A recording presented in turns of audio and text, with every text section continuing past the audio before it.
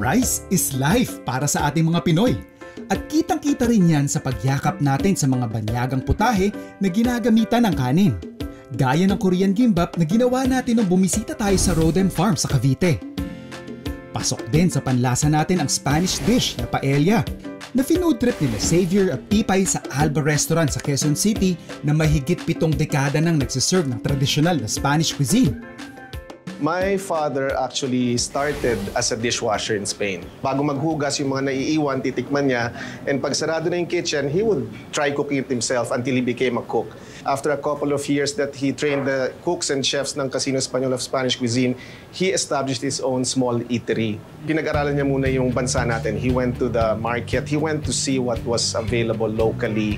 And he adjusted his Spanish food sa palit ng mga Pilipino. For example, yung paella. So si Papa, ang ginawa niya is he made sure that he fills up the paellera at least a little to the edge, and then he filled it up with a lot of things going on. Nandun ang chicken, fish, chorizo, gulay. That's how the Filipinos, he thought, would like the paella, and it worked.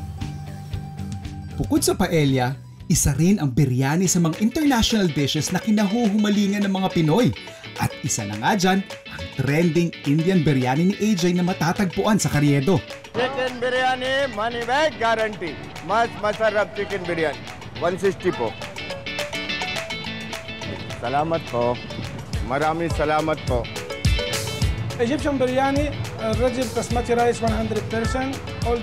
All the ingredients from Arab country. The quality #1. I cook in my biryani by my own way. Different any kind for biryani in here. Maski sa kapuso actor na si Anjay Anson, hit na hit ang biryani. Lalo na dahil isa ito sa mga specialty na niluluto ng kanyang mami. Na sinubukan ko namang tapatan ng sarili kong version nang minsang bisitahin ko sila sa kanilang bahay. We're basically doing one of the critical steps sa paggawa ng biryani is yung washing and soaking nung yung bigas. So we're using here aged basmati rice.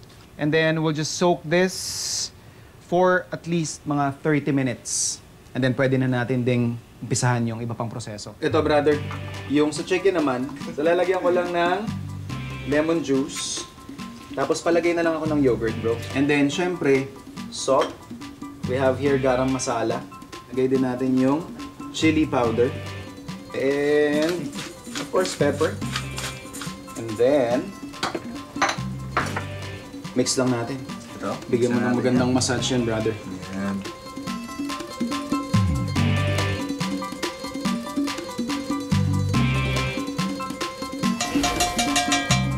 I'll just add in yung ating mga spices. So, lalagay lang natin yung isa pa. Para lang mas fragrant yung oil natin.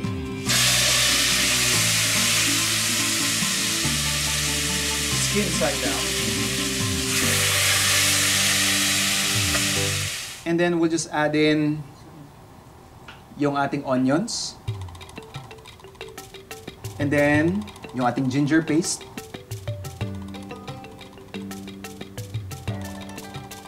Susunod na natin yung layer ng rice.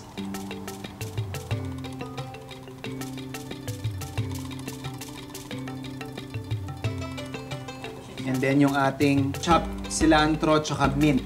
Then after yan, lagyan lang natin siya ng a generous amount of crispy onions.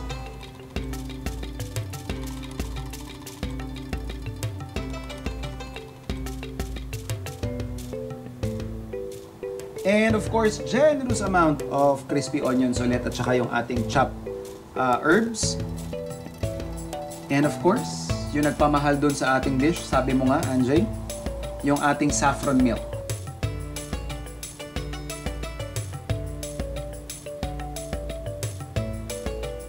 So, lagyan na natin ng tubig. So, we'll cook this on high heat for siguro more or less mga first 15 minutes.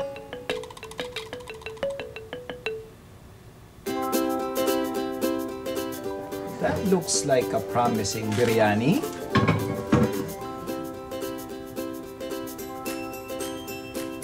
Bango. So at least aroma pasado sa akin.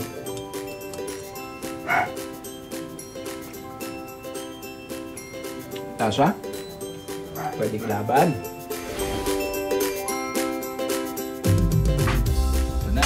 Ay, The moment we've been waiting for. please. Doon. Okay. Kayo po ang pinakamasarap na chicken biryani na tikman ko. So, sana po pumasa sa inyo. Smells good, ha? Yung Yes, mga spices kasi, yun naman talaga sa Indian, yung aroma niya talaga ang special doon. Tsaka yung flavor niya rin eh. Mm-mm. Alam mong authentic siya na biryani. Yeah. For the first timer, this is 8.5 over 10. It's really good. Thank you, thank you. Mahalaga ang kanin para sa ating mga Pinoy.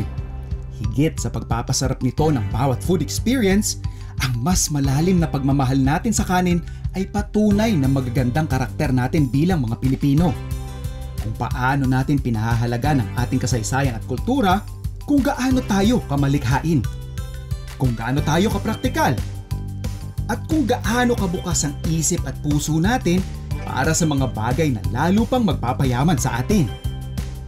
Para sa ating mga Pinoy, baka hindi nga rice is life eh. It's more like rice is love.